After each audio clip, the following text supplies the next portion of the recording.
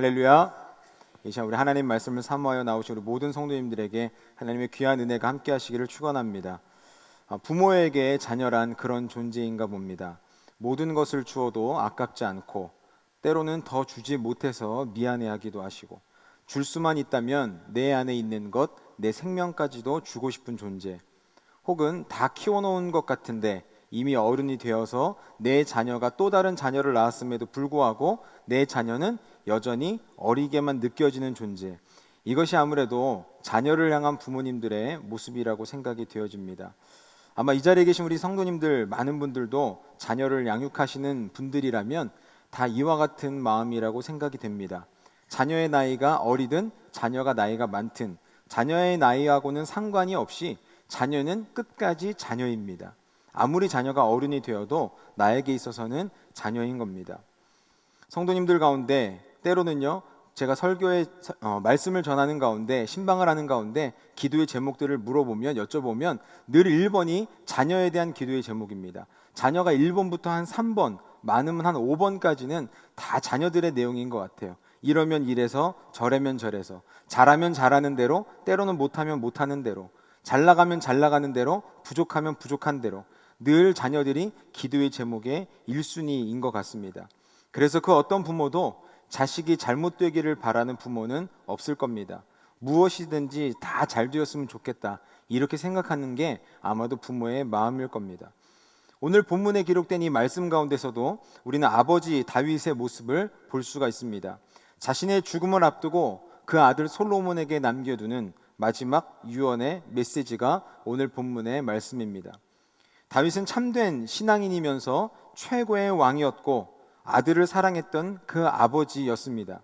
이 유언을 통해서 오늘 우리도 이 시대를 살아가는, 우리와 함께 살아가고 있는 이 사랑하는 자녀들에게 우리가 무엇을 물려줄 수 있을까? 어떤 것을 나누어 줄 수 있을까? 가장 최고의 것을, 최고의 유산을 물려줄 수 있는 멋진 부모가 되시기를 주님의 이름으로 축원합니다. 오늘 본문에서 다윗은 자신에게 죽음이 임박한 것을 알았습니다. 그럼에도 불구하고 그 죽음에 대해서 한 번도 두려워하지 않습니다. 오히려 자신의 곁에 있는 솔로몬을 향해서 아무렇지도 않게 이렇게 이야기합니다. 오늘 본문 2절 초반부에 보게 되면 이렇게 기록하고 있습니다. 내가 이제 세상 모든 사람이 가는 길로 가게 되었노니. 다윗은 나는 곧 죽을 거다, 난 이 세상을 떠날 거다, 천국에 갈 거다, 이렇게 이야기하지 않고 왜 이런 표현을 썼을까요? 내가 이제 세상 모든 사람이 가는 길로 간다. 나에게만 주어진 길이 아니라 모든 사람이 가는 길로 나도 가게 될 것이다. 사실 이 표현은요, 예전에 여호수아가 죽을 때, 여호수아가 마지막 유언을 남길 때 사용했던 말이기도 합니다. 흔히 죽음에 대해서 관용적으로 사용하는 표현이기도 해요. 그러니까 이스라엘 사람들이 나도 세상 모든 사람들이 가는 길로 가게 될 거다, 이렇게 이야기하면 저 사람이 죽음이 임박했구나, 이것을 성경에서 알 수가 있습니다. 그럼에도 불구하고 이 시대를 살아가는 모든 신앙의 사람들이 이 한마디의 말씀을 통해서 이 죽음에 대해 어떻게 받아들이고 있는가를 알 수가 있습니다.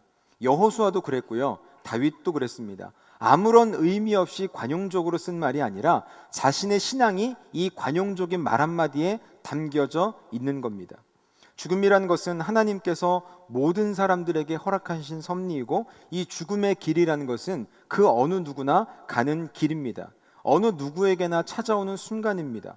어쩌면 나보다 죽음을 앞두고 있는 아버지 나 자신보다, 다윗 자신보다 그 옆에서 더 두려워하고 있고 더 떨고 있을 그 솔로몬을 향해서 다윗은 아버지로서, 신앙인으로서, 그리고 왕으로서 그 죽음 앞에 담대히 서 있는 모습을 그 아들에게 보여주고 있습니다. 그래서 다윗은 그렇게 이야기하고 있는 겁니다. 세상 모든 사람이 가는 길. 여러분, 세상 모든 사람이 가는 길, 특별하지 않은 길처럼 보입니다. 누구나가 다 갈 수 있는 길입니다. 모든 사람이 가야만 하는 길입니다. 그래서 별 대수롭지 않은 일인 것처럼 다윗은 솔로몬에게 이야기하고 있습니다. 나는 곧 있으면 죽을 거야. 그런데 그것은 그렇게 대단한 일이 아니야. 누구나가 다 한 번쯤은 죽거든. 이렇게 이야기하고 있는 것 아닙니까? 뿐만 아니라 솔로몬에게는 또한 역으로 이 이야기도 해주고 있는 겁니다. 나는 모든 사람, 모든 세상에 사는 사람들이 가는 그 길로 나도 갈 거야. 그런데 곧 솔로몬도요 몇십 년이 지나게 되면 솔로몬도 그 길을 가야만 합니다. 내가 가야 하는 그 길, 너도 곧 있으면 가야 하는 길, 모든 사람이 가는 길, 그 죽음이라는 것은 그렇게 두려움의 대상이나 무서워야 되는 대상이 아니라는 것을 모습을 솔로몬에게 보여주고 있는 겁니다. 성도 여러분, 어쩌면 다윗은 그의 아들 솔로몬에게 여러 가지 유언을 남기기에 앞서서 이미 죽음 앞에서 의연하고 담대하게 서 있는 이 자신의 모습을 통해 그 아들에게 이미 메시지를 전해주고 있는지도 모르겠습니다. 골리앗 앞에서도 늘 담대했고 수많은 전쟁터를 누비면서 전쟁의 신이라는 칭호를 받았던 다윗입니다. 그러나 여러분, 이 세상에 그 어떤 용맹한 사람일지라도 자신의 죽음 앞에서 담대한 사람은 그리 많지 않습니다. 그럼에도 불구하고 다윗은 그의 아들 솔로몬 앞에서 그 죽음 앞에 의연했던 자신의 모습을 통해 신앙인이 죽음 앞에 어떤 모습으로 서야 하는지 그는 이야기해주고 있는 겁니다. 어쩌면 그의 아들 솔로몬은 지금까지 그 아버지의 용맹함에 대해서 이야기를 들었을 거예요. 아버지 다윗이 그 어렸을 때 골리앗 앞에 어떤 모습으로 살아왔는지, 수많은 전쟁터를 누비면서 어떻게 하나님과 동행했는지 솔로몬, 그 어린 솔로몬은 아마도 수많은 신하들에게, 아버지에게, 어머니에게 그 이야기를 무용담을 들어왔을 겁니다. 하지만 지금 이 순간만큼은 지금까지 내가 아버지에게 들었던 수많은 이야기들, 지금까지 내가 겪어왔던 그 아버지에 대한 믿음의 모습들, 그 모습들 중에 가장 최고로 멋진 그 순간을 솔로몬은 경험하고 있는 겁니다. 솔로몬은 그 유언을 들으면서 어떤 생각을 가졌을까요? 우리 아버지 다윗은 그 죽음 앞에서도 그 어떤 무엇도 두려워하지 않고 의연하게 대처하며 하나님 앞에서 죽음마저도 기쁨으로 받아들이고 있는, 당연하게 받아들이고 있는 그 아버지 다윗의 모습을 생생하게 그 두 눈으로 보고 있는 것입니다. 사랑하는 성도 여러분, 우리가 자녀들을 양육하고 신앙으로 가르침에 있어서 가장 중요한 것은요, 우리 자녀들의 눈에 비춰지는 나의 모습입니다. 그 어떤 말의 가르침보다, 훈계보다 더욱더 강력하고 영향력 있는 것은 지금 우리 자녀들에 비춰지고 있는 나의 모습이라는 사실입니다. 사실 이 자리에 있는 그 어떤 부모도 자녀들이 보기에 100% 떳떳하게 온전하게만 살아가는 것은 쉽지 않겠지만, 그럼에도 불구하고 최소한 우리 자녀들에게 바른 미래와 바른 신앙을 물려주고자 한다면 우리의 삶 가운데 그 치열한 삶의 순간순간 가운데서도 흔들리지 않고 하나님을 굳게 믿는 의연한 신앙의 모습을 보여주고 있을 때, 그 어떤 말 한마디가 아니라 내 삶의 모습 가운데 우리 자녀들에게 보여주고 있을 때, 그것은 그 어떤 가르침보다도 더욱 설득력 있고 강력한 메시지가 될 것입니다. 그래서 이 자리에 있는 우리 모든 부모님들은 우리 자녀들이 보기에 물론 인간적으로는 연약한 부분들이 있지만 바른 신앙인으로서, 하나님의 말씀을 온전히 쫓는 사람인으로서, 하나님 앞에 선을 행하는 자로서 자녀들의 본보기가 되어서 우리의 자녀들이 우리의 모습을 바라보면서 신앙인이란 저렇게 살아가야 되는구나, 그 모습을 삶으로 전해줄 수 있는 모든 부모님들이 되시기를 주님의 이름으로 축원합니다. 그리고 이어서 그런 의연한 모습 가운데 다윗은 자신의 자녀인 솔로몬에게 이제 유언을 하기 시작합니다. 그 첫 번째 유언은 뭐냐면 마음을 굳게 하라고 권면하고 있어요. 오늘 본문 2절 중반쯤에 보니까 성경에 뭐라고 기록되어 있는가 하면 너는 힘써 대장부가 되라, 이렇게 말하고 있습니다. 첫 번째 유언의 한마디는 무엇이었냐면 너는 힘써 대장부가 되라는 겁니다. 여기서 힘써라고 번역된 단어는요, 여호수아 1장에서 하나님께서 이 여호수아에게 계속해서 반복적으로 하셨던 말씀, 강하고 담대하라, 두려워 말며 놀라지 말라, 내가 다시 말하노니 강하고 담대하라, 계속해서 반복하셨던 그 말씀 중에 강하라, 이 말이 동일한 말로 사용되고 있습니다. 그러니까 이 다윗은요, 하나님께서 여호수아에게 주셨던 그 강하라는 그 말과 함께 이 다윗도 자신의 아들, 떨고 있는 그 솔로몬에게 강한 마음을 가지고 그 마음을 다잡으라고 이야기하고 있는 겁니다. 그리고 대장부라고 쓰여진 단어는 일반적인 남자라고 쓰여진 단어와는 조금 다른 단어가 쓰여졌는데요, 강인한 남자, 영향력 있는 사람을 지칭할 때 이 대장부라는 단어를 씁니다. 그러니까 다시 말해서 앞으로 어마어마하게 훌륭한 사람이 되라는 것보다 지금 당장 마음을 잘 추스리고 마음을 강하고 담대하게 가지라는 말을 아들에게 전해주고 있습니다. 이미 다윗은 그 아들 솔로몬에게 왕위를 넘겨줬습니다. 공동으로 통치하고 있는 기간이에요. 그러니까 이미 솔로몬에게 왕으로서의 권위도 갖추어진 상황입니다. 뿐만 아니라 이 당시에 학자들마다 견해가 조금 다르긴 하지만 대체적으로 봤을 때 이 솔로몬의 나이가 한 19살에서 20살 정도 되었을 것으로 판단을 합니다. 그렇다면 솔로몬도 이미 성인이 되었을 거라는 이야기예요. 그럼에도 불구하고 다윗이 솔로몬을 바라봤을 때 성인이 됐음에도 불구하고 다윗의 마음에는 솔로몬이 어떻게 된 거예요? 여전히 아이 같은 거예요. 어리게만 느껴지는 겁니다. 그래서 나중에 역대상 22장 5절에도 보게 되면 다윗은 이렇게 이야기합니다. 내 아들 솔로몬은 어리고 미숙하다. 이렇게 이야기합니다. 나이는 20살이 됐을지 모르지만 다른 사람들이 봤을 때는 왕의 풍모를 갖추고 있는지 모르지만 그 아버지 다윗의 모습으로 봤을 땐 산전수전을 다 겪었던 이 다윗의 모습으로 봤을 때는요, 여전히 솔로몬은 그냥 어리기만 한 소년 같다는 그런 마음이 있는 거예요. 그러니까 이 솔로몬이 아버지 다윗 옆에서 두려워하는 모습, 안타까워하는 모습을 보고 있으니까 다윗이 그 아들 솔로몬을 향해서 그렇게 이야기하고 있는 겁니다. 마음을 굳건하게 하라, 담대히 하라, 강하게 하라, 떨지 말라. 이렇게 그를 권면하고 있는 겁니다. 다윗은요, 그 솔로몬의 마음을 잘 다독이면서 그리고 나서 계속해서 유언을 이어가고 있습니다. 이 유언에 대한 내용은 크게 둘로 나눌 수가 있는데, 우리가 늘 짐작하는 대로 첫 번째는 신앙의 유산에 대한 부분이고요, 두 번째는 일반적으로 자녀에게 주는 그 유언의 메시지입니다. 신앙의 유산을 한번 살펴보기를 원하는데 3절의 말씀 우리가 다 같이 한번 읽도록 하겠습니다. 3절 말씀 같이 읽겠습니다. 내 하나님 여호와의 명령을 지켜 그 길로 행하여 그 법률과 계명과 율례와 증거를 모세의 율법에 기록된 대로 지키라. 그리하면 내가 무엇을 하든지 어디로 가든지 형통할지라. 아멘. 이 본문의 말씀을 보게 되면 우리가 때때로 어디서 좀 읽어본 듯한 그런 느낌을 받지 않습니까? 제가 힌트를 드렸어요. 계속해서 제가 오늘 다윗이 이야기하고 있는 말씀이 어디서 나온다고요? 여호수아에서 나온다고요. 여호수아서 1장 7절의 말씀을 보니까 중반에 이렇게 기록되어 있습니다. 같이 읽겠습니다. 나의 종 모세가 내게 명령한 그 율법을 다 지켜 행하고 우로나 좌로나 치우치지 말라. 그리하면 어디로 가든지 형통하리니. 아멘. 하나님께서 여호수아에게 말씀하셨던 그 말씀, 가장 핵심이 되어지는 말씀, 하나님께서 여호수아에게 주셨던 그 말씀은 지도자로서 어떻게 살아야 되는지에 대한 말씀이 아니라요, 하나님을 섬기는 사람으로서 어떻게 살아야 되는지에 대한 말씀을 주신 거거든요. 오늘도 마찬가지입니다. 다윗이 그의 아들 솔로몬에게 주는 첫 번째 메시지는 무엇인가 하면, 신앙의 유산의 첫 번째 메시지는 뭐냐면 왕으로서 어떻게 나라를 다스려야 될지가 아니라 신앙인으로서 어떻게 살아야 되는지 그 근본과 근간에 대해서 솔로몬에게 이야기를 해주고 있는 겁니다. 그래서 여러분, 나중에 나오는 그 말은 솔로몬이 다윗한테만 들을 수 있는 그런 말이지만 이 앞부분에 기록된 이 말씀은요, 어느 누구든지 어느 부모든지 우리 자녀에게 1번으로 이야기해 줄 수 있는 그런 메시지입니다. 그래서 저는 이 자리에 있는 우리 모두가 그 언젠가 우리 자녀들에게 유언을 해야 될 때가 온다면 저는 이 성경의 구절을 인용하면서 그렇게 자녀들에게 유언했으면 좋겠어요.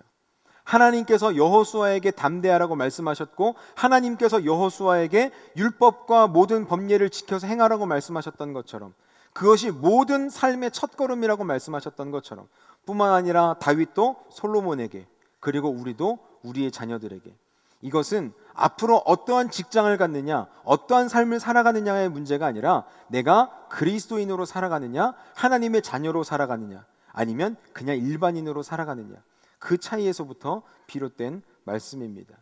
그 모든 삶의 기초가 되는 하나님의 말씀이고 그 다윗의 유언입니다. 이 이야기를 줄여서 말하자면 하나님의 말씀대로 살아라. 결과는 하나님이 책임져 주신다. 이것 아닙니까? 그 다윗이 여러 가지 말씀으로, 여호수아서에 기록된 말씀으로 계속해서 이야기하고 있지만 한마디로 요약하면 아주 간단해요. 그냥 말씀대로 살아. 그러면 다 돼. 이것 아니겠습니까? 뿐만 아니라 두 번째로 다윗은 자신의 자녀인 솔로몬에게 중요한 또한 가르침을 주고 있습니다. 무엇이냐면 내 삶에 역사하신 하나님의 흔적을 솔로몬에게 나누어주고 있다는 사실입니다. 오늘 본문 4절 초반에 보니까 이렇게 기록합니다. 여호와께서 내 일에 대하여 말씀하시기를. 여기서 중요한 건 뭐냐면요, 그 뒤에 어떤 말씀이 나오는지, 하나님께서 다윗에게 무슨 말씀을 하셨는지에 대해서 주목할 수도 있지만, 여기서 중요한 건 하나님이 다윗한테 뭐라고 말씀하셨을까가 아니라 중요한 건 그 앞에 있습니다. 내 일이라는 겁니다. 사랑하는 성도 여러분, 하나님께서 다윗한테 무엇을 말씀하셨는지가 우리에게 중요한 게 아니에요. 여기서 중요한 건 하나님이 다윗한테 말씀을 하셨대요.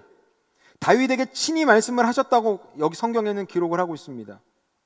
이 내용들은요, 이 말씀 뒤에 나오는 내용들은 하나님의 말씀대로 하면 왕위가 끊어지지 않는다. 다윗의 자손으로 인해서 계속해서 왕위가 이어지게 될 것이다. 이런 말씀이거든요. 중요한 건 그 뒤에 있는 내용이 아니라 그 앞에 있는 내용입니다. 우리가 아는 것처럼 다윗은 그의 일생 가운데 하나님과 동행했던 사람입니다. 늘 하나님과 교제했고요, 하나님의 뜻을 구했고, 성경의 그 어떤 인물보다 가장 하나님을 온 마음을 다해서 사랑했던 사람이었습니다. 그는 그러한 자신의 인생 가운데 하나님께서 나하고 맺으셨던 그 언약, 하나님이 나에게 주셨던 그 말씀, 내가 경험했던 그 하나님을 받들고 그 말씀을 가지고 내 아들 솔로몬에게 유언을 하고 있다는 사실이에요. 오늘날로 말하자면 다윗은 어떤 아버지였냐면요, 자신의 삶 속에 늘 하나님이 그 중심에 계셨어요. 하나님의 역사하심이 늘 함께 했어요. 하나님에 대한 간증이 넘쳐났어요. 그래서 자녀들에게 이야기할 때 하나님이 나에게 어떻게 행하셨는지, 하나님이 내 직장 가운데 어떻게 일하셨는지, 우리 가정 가운데 하나님이 어떻게 응답하셨는지, 나는 하나님 앞에 어떠한 기도 제목을 올려드렸고 하나님은 나에게 어떻게 그 기도 제목을 이루어 가셨는지, 이 이야기들을 말하자고 하면 3박 4일 밤새도록 자녀들에게 이야기하고도 남을 만큼, 시간이 모자랄 만큼 그러한 간증이 충만하게 있었던 사람이 다윗이란 사실입니다. 그래서 그러한 다윗이 그 아들 솔로몬에게 이렇게 이야기하고 있는 거예요. 여호와께서 내 일에 대하여 말씀하시기를.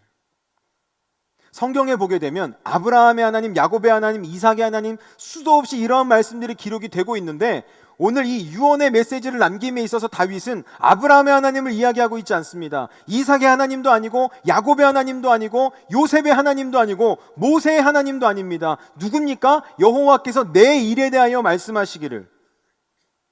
나에게 하신 그 말씀을 솔로몬 아들에게 전해주고 있는 겁니다. 하나님이 나에게 이렇게 말씀하셨어.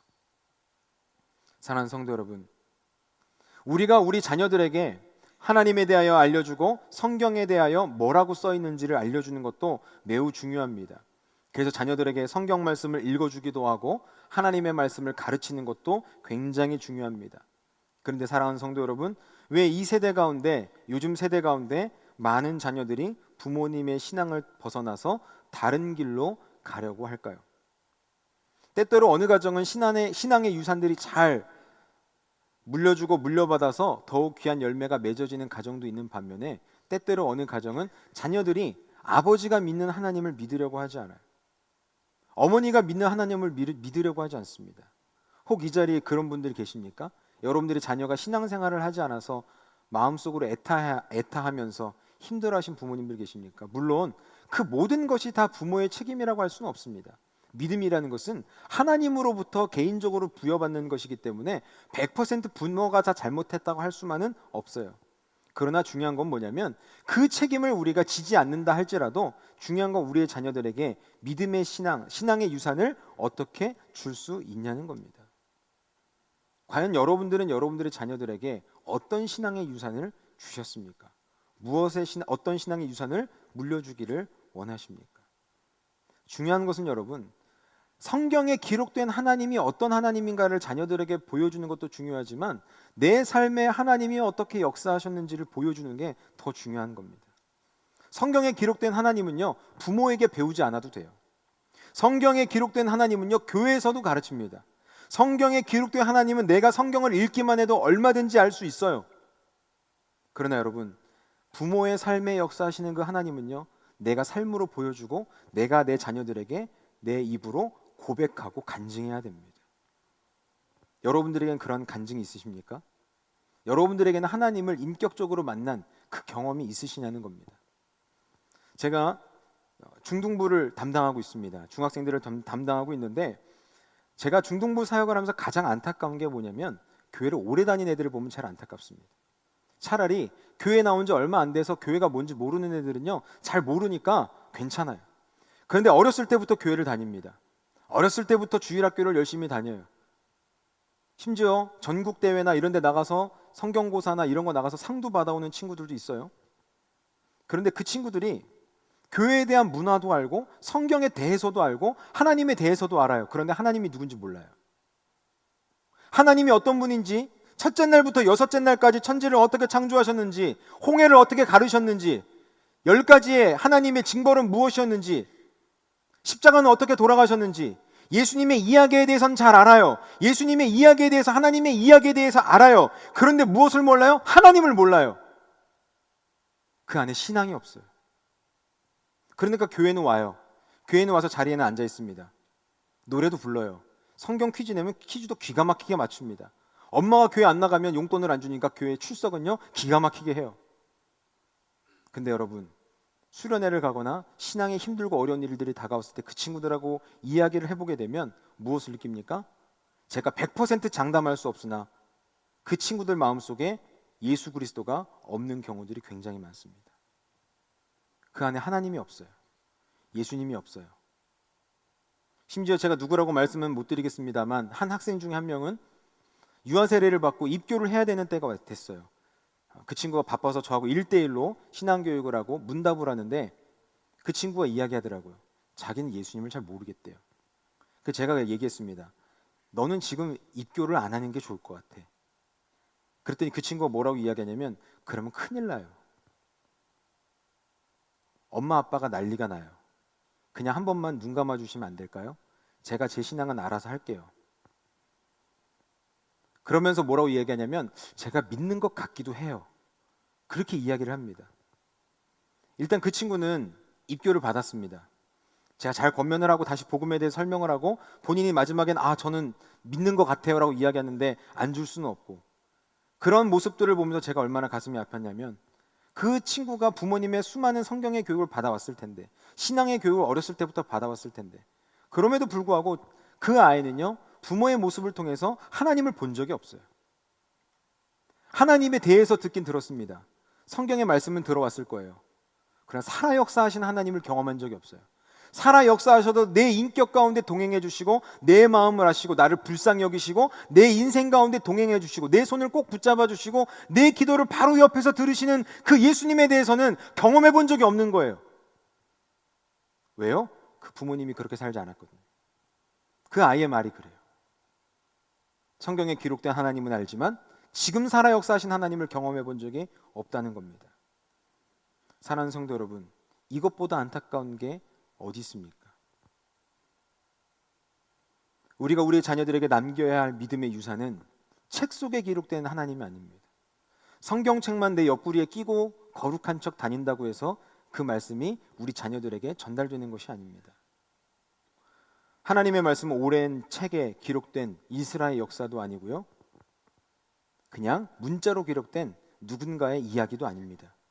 어떻게 하면 복을 받게 되는지 하나의 매뉴얼도 아닙니다.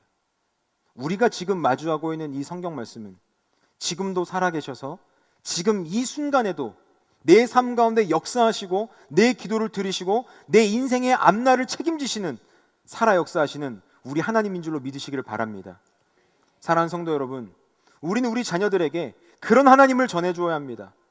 성경에 기록되었던 모세와 다윗과 솔로몬과 다니엘과 이런 수많은 성경의 인물들의 그 하나님을 소개하면서 플러스 무엇이 있어야 된다는 거예요? 그 하나님이 오늘날 이 아빠에게도 역사하셔서 아빠의 인생 가운데 이렇게 하나님이 살게 하셨어.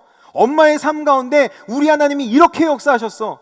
하나님은 성경에만 갇혀 계신 그런 하나님이 아니야. 문자에만 갇혀 있는 그런 하나님이 아니야. 우리가 외워야만 하는, 암기해야만 하는, 공부해야만 하는 그런 하나님이 아니라 지금도 엄마의, 아빠의 삶에 살아 역사하셔서, 그리고 너의 인생 가운데 함께 하셔서 너의 인생을 책임져 주시는 그런 인격적인 하나님이시며 너의 친구가 되어 주시는, 그 언젠가 나는 세상 모든 사람들이 가는 그 길로 가서 세상 모든 사람들이 죽는 길로 간다면 이 엄마 아빠도 죽음을 가질 수밖에 없지만, 죽음을 피할 수 없지만, 엄마는 너의 곁을 떠날 수 없지만 너의 곁을 영원히 떠나지 않으시는 아버지 하나님, 진짜 아버지 하나님,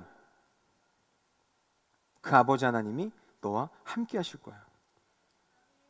사랑하는 성도 여러분, 이 자리에 있는 우리 모든 부모님들은 우리 다음 세대에게 그런 하나님을 보여주고 전해줄 수 있는 참된 신앙의 유산을 물려주는 부모님이 될 수 있기를 축원합니다.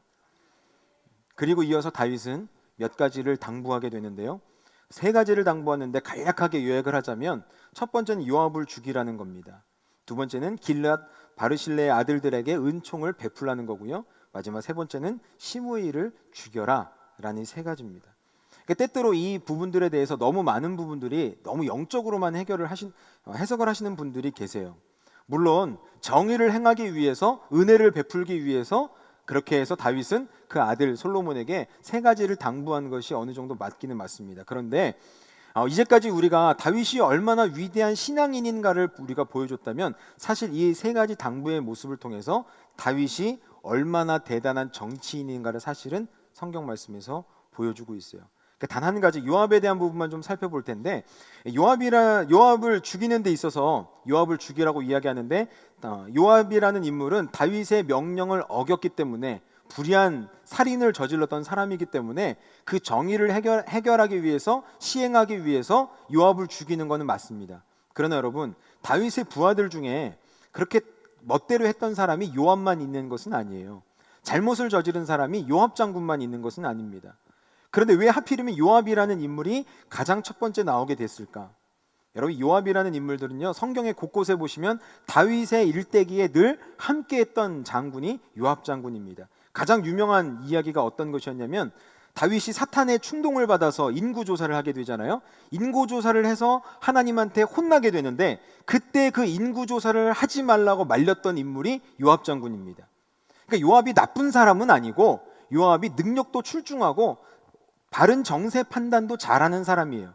근데 단점이 뭐냐면, 다윗을 벗어나게 되면 자기 멋대로 행동하는 그런 부분들이 있어요. 내가 2인자니까 좀 그런 사람들 있잖아요. 2인자일수록 좀 더 겸손하게 행해야 되는데, 요압이 좀 그런 부분들은 좀 부족했어요. 진취적이고 능력도 있었지만 자기 멋대로 하는 그런 부분들이 좀 있긴 있었습니다. 그러니까 한편으로는 다윗한테 옳은 말도 서슴없이 했던 사람이 요압 장군이기는 해요. 근데 다윗이 봤을 때 이 요압을 어떤 인물로 바라본 거냐면, 요압을 솔로몬은 컨트롤할 수 없다고 판단한 겁니다. 솔로몬, 너는 나이도 어리고 미숙하기 때문에 요압 장군을 당해낼 수가 없다는 얘기예요. 그래서 무엇을 어떻게 이야기하냐면, 겉으로 볼 때에는 사실 정의를 행하는 것이지만, 이야기한 첫 번째 너가 제거해야 될 대상은 누구다? 요압 장군이다. 왜요? 정치적으로 요압은 함께 할 수 없는 사람이기 때문에 그래요. 어쩌면 다윗에게 있어서는 가장 큰 영향을 미쳤던 사람이 요압 장군이라면, 만약 솔로몬이 다윗이 죽은 다음에 왕위를 계속해서 이어가게 되어질 때 솔로몬에게 가장 큰 골칫거리가 될 수 있었던 사람도 요압 장군입니다. 다윗은 그러한 정치적인 판단 능력이 굉장히 뛰어났던 사람이에요. 그래서 그 이후에 은혜를 갚는 이야기, 다른 이야기들도 하지만 이 요압에 대한 이야기들을 하면서 다윗이 우리가 겉으로 볼 때는 늘 골리앗하고 싸우고 순진하고 순수했던 그런 다윗의 모습만 볼 수 있는데, 다윗이 역시 정치인은 정치인이구나, 왕은 왕이구나, 전쟁만 했던 사람이 아니라 정말 여우와 같이 그런 모든 정세를 판단하는 그런 모습들을 볼 수가 있습니다. 이것을 통해서 저는 우리 부모님들에게 어떤 이야기를 나누고자 하냐면, 여러분, 다윗도 똑같이 그 아빠의 마음으로, 정세를 판단하는 마음으로 솔로몬에게 자신의 노하우를 마음껏 전수해 주었습니다. 우리들도 마찬가지입니다. 우리가 신앙에 대한 것만 물려줘라, 여러분, 이것은 너무 이상주의적인 거예요.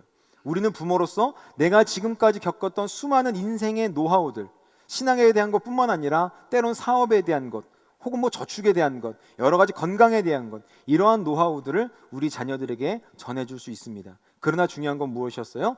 그 모든 노하우를 알려주기 전에 하나님의 말씀과 신앙이 우선시 되어져야만 한다는 사실입니다. 사랑하는 성도 여러분, 다윗의 유언은 생각보다 아주 길지는 않습니다. 그렇지만 오늘 우리가 읽었던 1절부터 이 4절의 유언의 내용에는 정말 많은 내용이 담겨져 있습니다. 실질적으로 아들에게 남겨줬던 세 가지 당부뿐만 아니라 그 앞에 신앙에 대해서 아들에게 이야기했던, 솔로몬에게 이야기했던 그 다윗의 모습은 솔로몬뿐만 아니라 이 시대를 살아가고 있는 우리 모든 하나님의 아들, 딸들에게도 권면해주는 그 말씀이라고 생각이 되어집니다. 신앙인으로서 죽음 앞에서도 담대하고 담당했던 자신의 모습을 아들에게 보여주며 그 아들에게도 너도 마음을 굳게 해라. 나는 세상의 모든 사람들이 가는 그 길로 간다. 너도 그 길로 가게 될 거야. 우리는 거기에 대해서 두려워하거나 무서워할 필요가 없다는 겁니다. 뿐만 아니라 하나님께서 여호수아에게 말씀하셨듯이 자신에게도 그 하나님의 말씀을 통해서 가장 그 인생의 근본이 되는 것, 왕으로 살든 신하로 살든 어떤 모습으로 살든지 간에 하나님의 말씀대로 살면 된다는 것, 하나님의 말씀을 지켜 행하면 모든 것이 된다는 것, 이것을 강력하게 권면했습니다. 그리고 나서 지금까지 자신의 인생에게 함께 하셨던 그 하나님, 내 인생 가운데 주셨던 그 하나님의 메시지를 그 아들에게 전해주고 있습니다. 사랑하는 성도 여러분, 여러분들은 우리 자녀들에게 무엇을 남기기를 원하십니까? 우리가 남겨주고 싶은 건 참 많죠. 할 수만 있다면 더 좋은 것으로, 아니 가지지 못한 것이 있더라도 그것을 쟁취해서라도 우리 자녀들에게 물려주고 싶은 것이 우리 부모의 마음일 것입니다. 다윗은 그의 아들 솔로몬에게 나라를 물려주었습니다. 여기 계신 여러분들 중에 다윗보다 더 많은 것을 물려줄 수 있는 분이 누가 있습니까? 그 어느 누구도 다윗보다 더 많은 것을 자녀들에게 물려줄 수는 없을 겁니다. 그럼에도 불구하고 다윗은 정치인으로서의 스킬도 아니고 왕으로서의 모습도 아닙니다. 어떤 큰 비밀 무기도 아니었습니다. 왕으로서의 노하우도 아니고 재산도 아니었습니다. 그가 그의 아들 솔로몬에게 남겨주고자 했던 것은 오직 하나님의 말씀을 따르고 그 말씀대로 행함을 통해 하나님과 동행하는 인생을 통해 너의 인생 하나님께 다 맡기라는 말씀, 신앙의 고백이었습니다. 다윗은 그 인생 살아가면서 하나님이 없으면 아무것도 아닌 것을 너무 잘 알았기 때문입니다. 하나님이 나와 함께 하지 않으면 이 왕위는 아무것도 아니라는 것을 다윗은 너무도 잘 알았습니다. 그렇기 때문에 다윗은 자신의 아들 솔로몬에게 그 어떤 것을 물려줌에 있어서 하나님께서 나를 인도하신 그 하나님을 소개하며 하나님의 말씀을 잘 따르고 하나님의 말씀대로 살아라. 그러면 다 된다. 왕으로서 나라를 다스리든지 가정을 다스리든지 무엇을 하든지 다 된다. 이것 참된 바른 신앙을 그 아들에게 전하기를 원했습니다. 말씀을 정리하겠습니다. 사랑하는 성도 여러분, 우리도 우리 삶 속에 역사하신 하나님을 내가 먼저 경험할 수 있는 우리 모든 성도님들이 되시기를 바랍니다. 그냥 예배 시간 됐으니까 의무적으로 왔다 갔다만 하고 예배 시간에 예배만 이 자리에만 채우고 가는 정도가 아니라 여러분, 우리 하나님은 지금도 살아 역사하신 하나님이신 줄 믿으시길 바랍니다. 그냥 누군가처럼 허무맹랑한 것을 이야기하는 것이 아닙니다. 저 멀리 있는 하나님을 숭배하는 것이 아닙니다. 그 어떤 대상을 우리가 섬기는 것으로 끝나는 것이 아닙니다. 이미 내 안에 들어와 계신 성령 하나님, 나를 위해 십자가를 지신 그 예수 그리스도, 지금도 내 곁에서 내 기도에 귀를 기울이고 계신 우리 아버지 하나님, 지금도 이 자리에서 우리를 바라보고 계시고 우리의 기도와 우리의 찬양을 들으시고 우리의 기도에 응답하십니다. 우리 하나님은 죽은 자도 살리시고 못하시는 부분들이 없으시며 우리의 인생을 송두리째 책임져 주시는 하나님이신 줄로 믿습니다.